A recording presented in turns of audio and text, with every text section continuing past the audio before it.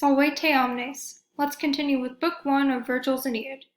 O Danau fortissime gentes, taedere, me ne liacis ocumbere campis, non potuisse tuaque animam effundere dextra, saevus ubi Aeacidae tello iacet Hector, ubi ingens Sarpedon, ubi tot simuis correpta sub undis, scuta virum Galeasque et fortia corpora voluit.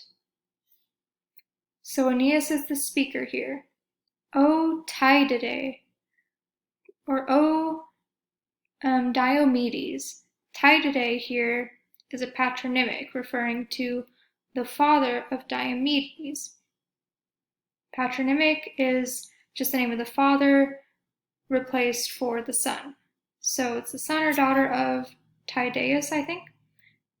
So Diomedes, O very brave Diomedes of the Greek nation, or the most brave man of the Greek nation, Diomedes, am I not able to lie out on the Ilian fields and to pour out this spirit by your right hand, where savage Hector lies with the spear of Achilles. We have another sort of patronymic here. This is one of Achilles' ancestors' names, but it's being used for Achilles. So where savage Hector lies with the spear of Achilles, where huge Sarpedon lies, where the Simois, and the Simois is a river in Troy, where the Simois rolls over so many shields, having been snatched up beneath the waves, so many shields of the men, virum for virorum, so many shields of the men having been snatched up beneath the waves. And the Simois rolls over the helmets and the brave bodies.